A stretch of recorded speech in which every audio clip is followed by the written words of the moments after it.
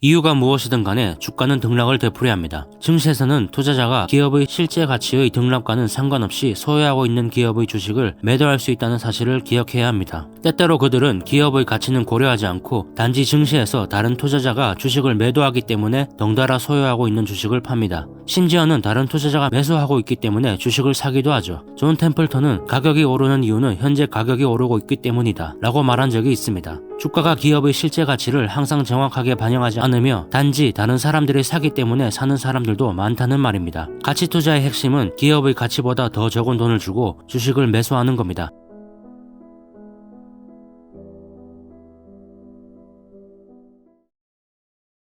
2장 최고로 비관적일 때 투자하라. 비관론이 팽배할 때 투자하라는 것이 나의 첫 번째 투자 원칙이다. 다시 말해 가장 훌륭한 투자 기회는 비관론이 극에 달할 때라 할 수 있다. 강세정은 비관 속에서 태어나 회의 속에서 자라며 낙관 속에서 성숙해 행복 속에서 죽는다. 기억하라. 최고로 비관적일 때가 가장 좋은 매수 시점이고 최고로 낙관적일 때가 가장 좋은 매도 시점이다. 1929년 10월 19일 이래로 미국 경제는 침체 상태에서 벗어나지 못하고 있었습니다. 10년 동안 대공황이 지속되었고 실업, 노숙자, 그리고 기아 문제 등으로 투자 심리가 크게 위축된 상황이었죠. 게다가 유럽에서는 전운마저 감돌았습니다. 한마디로 이후 10년간의 미국 경제를 바라보는 시각은 매우 부정적이었죠. 이 모든 것이 미국 증시에 영향을 미치고 있었고 때문에 주가는 등락을 되풀이하며 매우 불안한 모습을 보였습니다. 1930년대 증시 모습에서 우리가 주목할 것은 주가가 등락을 반복했다는 점입니다. 대공황 이후 주가의 등락은 어쩌면 당연한 것으로 받아들여질 수도 있지만 여기서 다음과 같은 의문을 가질 수 있습니다. 과연 기업의 실질 가치도 주가와 같이 등락을 반복하는 것인가? 대답은 그렇지 않다입니다. 자산의 거품에 대해 생각할 때 반드시 알아야 하는 것은 매수자가 낙관 속에 매집할 때 자산의 시장 가치는 지나치게 상승하고 매도자가 비관 속에 매도할 때 지나치게 하락한다는 사실입니다. 우리가 이때 주목해야 할 것은 주가가 기업의 가치와 관계없이 움직인다는 점입니다. 다음 그림에서 보는 바와 같이 실선으로 표시된 기업의 가치는 계속해서 상승하고 있죠. 이 기업은 꾸준히 더 많은 제품을 생산해 해마다 더 많은 돈을 벌어들이지만 이유가 무엇이든 간에 주가는 등락을 되풀이합니다. 증시에서는 투자자가 기업의 실제 가치의 등락과는 상관없이 소유하고 있는 기업의 주식을 매도할 수 있다는 사실을 기억해야 합니다. 때때로 그들은 기업의 가치는 고려하지 않고 단지 증시에서 다른 투자자가 주식을 매도하기 때문에 덩달아 소유하고 있는 주식을 팝니다. 심지어는 다른 투자자가 매수하고 있기 때문에 주식을 사기도 하죠. 존 템플턴은 가격이 오르는 이유는 현재 가격이 오르고 있기 때문이다 라고 말한 적이 있습니다. 주가가 기업의 실제 가치를 항상 정확하게 반영하지 않으며 단지 다른 사람들이 사기 때문에 사는 사람들도 많다는 말입니다. 가치 투자의 핵심은 기업의 가치보다 더 적은 돈을 주고 주식을 매수하는 겁니다. 이 전략은 주식, 부동산, 예술품, 그리고 우표 등 품목에 상관없이 모든 투자 영역에 적용될 수 있습니다. 어떤 경우가 되었든 자산의 실제 가치와 시장 가격 사이에 존재하는 차이를 찾아내는 것이 중요합니다. 가치보다 낮은 금액에 구입하는 것이 핵심이죠. 이런 일을 성공적으로 수행한다면 바겐헌터 클럽에 가입할 수 있을 거라고 저자는 말합니다. 존 템플턴은 1937년 자신이 투자 회사를 차리게 된 계기가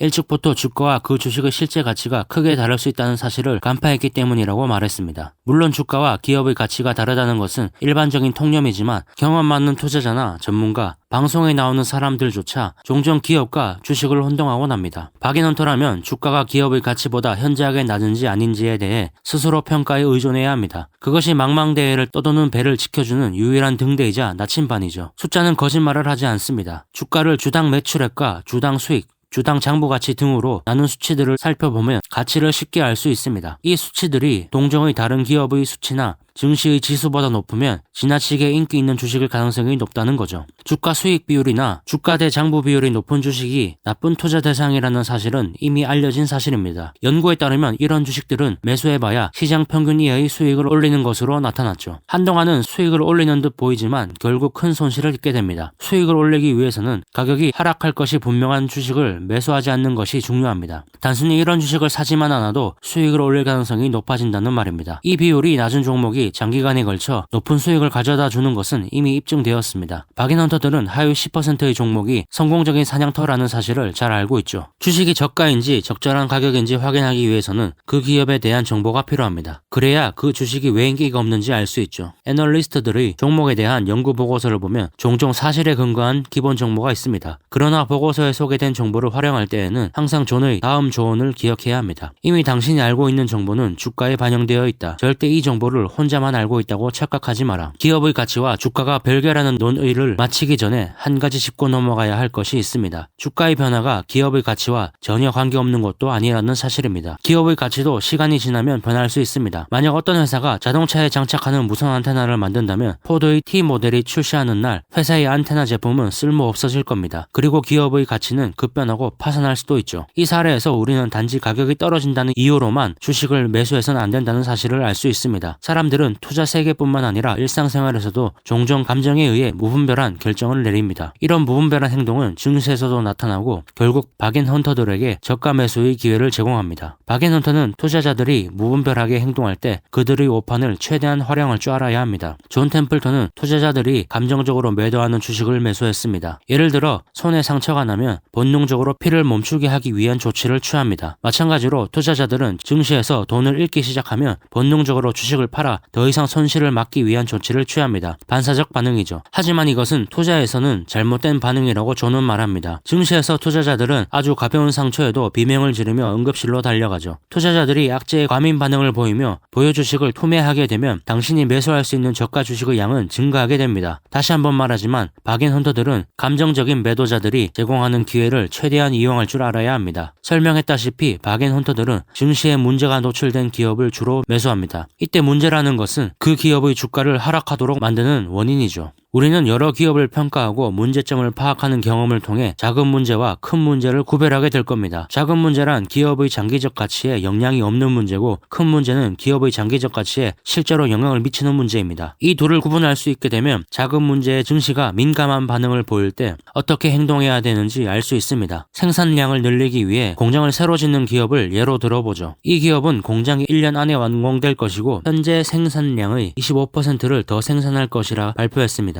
애널리스트들은 다음 해에 새 공장에서 매출과 수익이 증대할 것이라 예상했죠. 하지만 기업은 계획보다 6개월 늦어진다고 발표했고 결국 애널리스트들은 매출과 수익 예상 금액을 줄이게 되고 불과 몇 주 만에 30%나 하락해 주식 보유자들은 주식을 처분하게 됩니다. 여기서 드는 의문은 과연 이 문제가 일시적이고 단기간 내에 해결될 것인가 하는 점입니다. 이 질문에 대한 대답이 그렇다라면 과민 반응을 보이는 이 작은 문제를 적극적으로 이용해야 하죠. 장기 보유할 목적의 투자자라면 기업의 가치가 30% 하락한 것이 아니기 때문입니다. 조금만 더 기다리면 새로운 매출이 발생할 겁니다. 기업이 겪는 일시적 문제가 주가에 미치는 큰 변화를 적극 이용하는 것이 박앤헌터에게 가장 기본적인 전술이라 할 수 있습니다. 증시의 역사를 이해하는 것은 투자자에게 큰 자산이 됩니다. 물론 똑같은 상황이 반복되는 것은 아니지만 투자자의 반응은 전형적이고 예측 가능하기 때문입니다. 과거 증시의 역사를 보면 투자자가 예상치 못한 정보에 과민 반응을 보였다는 사실을 알 수 있습니다. 그들은 항상 그래왔고 앞으로도 그럴 겁니다. 그리고 박앤헌터는 이런 기회가 왔을 때 즉각적인 조치를 취할 수 있도록 항상 이런 정보를 기다립니다. 주식을 광적으로 매도하는 모습을 보는 것은 박앤헌터에게 꿈 같은 일이죠. 좀 더 단순한 방법으로 이 상황을 생각해 봅시다. 예를 들어 수년 동안 당신이 동네에서 레모네이드를 판매해왔다고 가정해보죠. 하지만 당신은 이제 레모네이드 장사에 회의적이게 되었고 다른 사업을 구상하고 있습니다. 물론 더운 여름에 레모네이드 장사는 높은 수익을 올릴 겁니다. 여름이 끝나면 $200 정도의 매출을 올리죠. 그래서 매점과 레모네이드 재료를 친구에게 팔기로 했습니다. 친구는 $100를 제시했죠. 당신은 좀 더 높은 가격을 받기 위해 단골들이 있다는 사실을 알려주고 이번 주 토요일에 매점을 운영하는 모습을 보여주기로 했습니다. 한편 이런 매점의 거래를 자랑하고자 당신의 친구는 학교에서 자랑을 했죠. 그리고 토요일이 되었고 친구들이 나타났습니다. 그런데 곧이어 9명의 다른 친구들이 따라 나왔습니다. 그때 다른 한 친구가 $110를 제시합니다. 그러자 다른 친구는 $120를, 또 다른 여자애는 $125를 제시하죠. 마지막으로 다른 친구는 $150를 제안했습니다. 당신은 좀 놀라긴 했지만 잘 됐다는 생각을 하며 거래를 마치려고 했습니다. 그런데 이상한 일이 발생합니다. 빗방울이 떨어지기 시작한 것이죠. 그러자 $150를 제안한 친구가 집으로 갔고 $125를 제안한 여자애도 불평을 하며 집으로 가버렸습니다. 남은 친구들은 다음과 같은 말을 쓰곤 됩니다. 지금 간 여자애 말이야. 우리보다 공부를 잘하는 애잖아. 분명 우리가 모르는 사실을 알고 있을 거야. 그 애가 떠났으니 매장을 매입하는 건 좋지 않은 생각이야. 그렇게 친구들은 모두 떠났고 원래 $100에 매입하기로 한 당신의 친구마저 차라리 우산 사업을 해야겠다며 사라졌죠. 그때 우비를 입고 이 모습을 지켜보던 한 소년이 다가옵니다. 당신은 어떻게 우비를 미리 입고 왔는지 궁금했지만 우비 소년이 먼저 말을 겁니다. 우연히 레모네이드 매점을 판다는 이야기를 듣고 보러 왔어. 그런데 모두 떠나고 살 사람이 없나 보군. 아직도 팔 생각이 있다면 내가 살 수 있는데 $50에 살게. 당신은 어이없어하며 재료값만 해도 $50라고 반문했지만 소년은 당신을 바라보며 여기에 남은 사람은 나뿐인 것 같은데 $50라면 충분하다고 생각해 라고 말합니다. 당신은 팔기를 원하는데 살 사람이 소년뿐이니 어쩔 수 없이 팔기로 하죠. 당신은 소년에게 집에 돈을 가지러 다녀오겠냐고 물었지만 소년은 주머니에서 $50를 꺼냅니다. 거래는 성사되었고 먼저 사라진 친구들은 우비 소년을 보고 바보라고 놀렸습니다. 이 이야기는 증시에서 반복되는 전형적인 사례를 보여줍니다. 가장 주목해야 할 점은 소수의 사람만이 이성적이고 논리적으로 행동한다는 사실입니다. 훌륭한 박앤헌터라면 그 주식을 매수하는 게 옳은지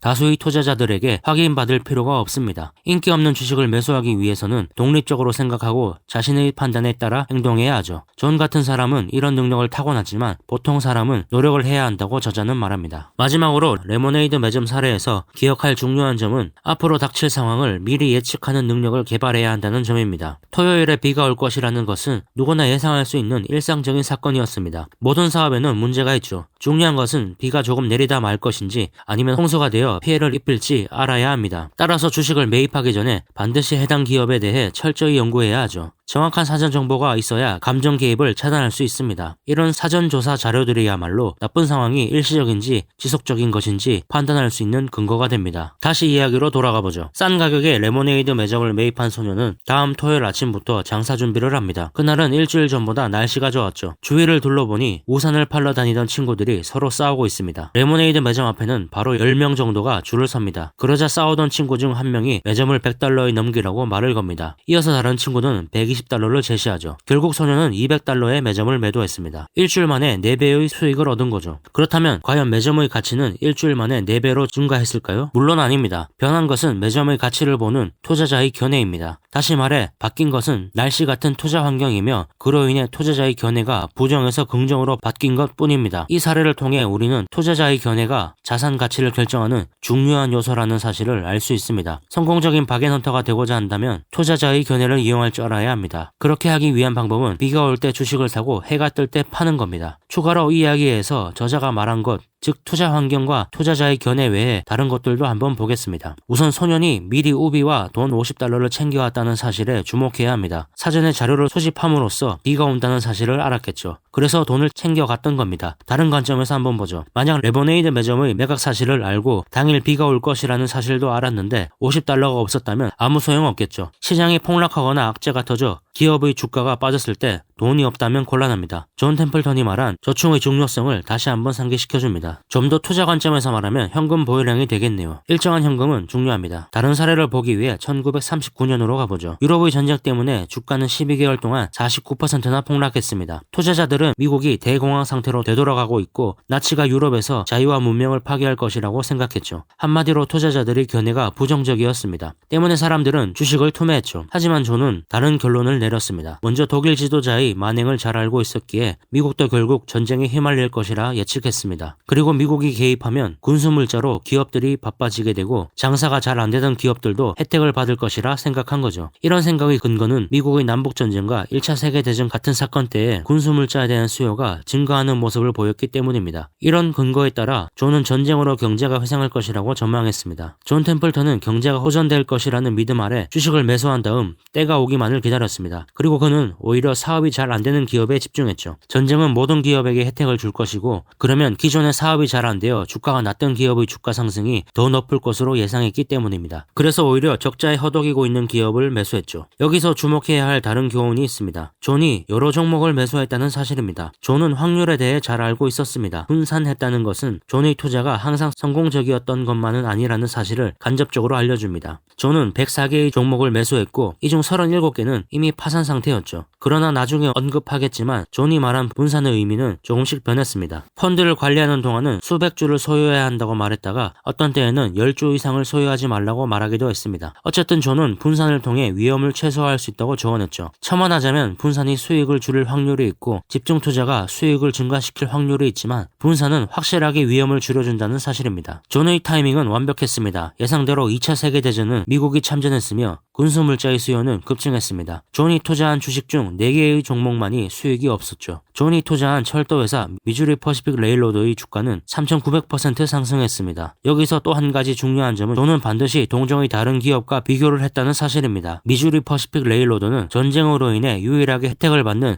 철도회사가 아니었습니다. 50년 동안 적자를 내지 않은 노픽 앤 웨스턴 레일웨이가 있었죠. 하지만 존은 퍼시픽 레일로드를 선택했습니다. 노픽 앤 웨스턴 레일웨이는 이미 큰 수익을 올리고 있어 주가가 상대적으로 저렴하지 않았고 또 전쟁으로 수익을 올리는 기업의 매기는 고율의 세금에 적용되었기 때문이죠. 반대로 미주리 퍼시픽 레일로드는 손실을 내고 있었기에 주가는 더 저렴했고 세금도 피해갈 수 있었습니다. 한마디로 전쟁의 혜택을 더 많이 받은 겁니다. 여기서 말하고자 하는 내용이 언제나 열악한 회사의 주식을 사야 한다는 것은 아닙니다. 투자를 할 때 항상 동종업계의 다른 기업과 비교를 해서 더 나은 것이 무엇인지 찾아야 한다는 말이죠. 투자에는 융통성이 필요합니다. 반드시 우량한 종목이 좋은 것은 아닙니다. 또 반드시 열악한 종목이 좋은 것도 아니죠. 마지막으로 이 장에서 언급된 교훈을 되짚어 보겠습니다. 첫째, TV에 나오는 전문 투자자들은 증시 변동성에 부정적으로 말하지만 변동성이야말로 주식을 저렴하게 매입할 수 있는 기회를 제공해주는 가장 중요한 요소입니다. 둘째, 증시의 부정적인 시각이 팽배하고 기업의 가치와 주가가 많이 다르면 박인선태에게는 절호의 기회입니다. 당신에게 기업에 대한 사전조사와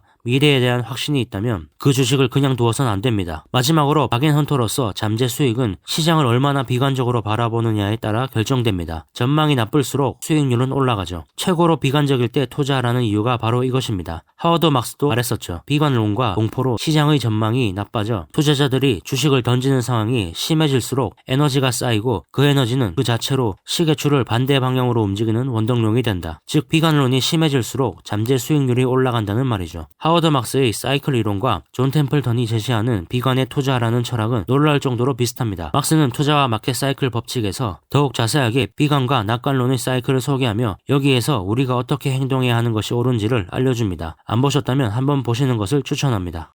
주가와 기업의 가치는 다르다는 것을 명심하라. 가장 매력 없는 주식이 가장 매력적인 사냥감이다. 투자자들이 절망적으로 팔려는 주식을 사고 그들이 필사적으로 사려는 주식을 팔아라. 투자자들이 무분별하게 매도할 때 그들의 오판을 최대한 활용하라. 소문에 흔들리지 마라. 주식에 대한 자신의 판단을 믿어라. 주식을 매입하기 전에 그 기업에 대해 철저히 연구하라. 모든 계란을 한 바구니에 담지 마라. 분산 투자의 원칙을 지켜라.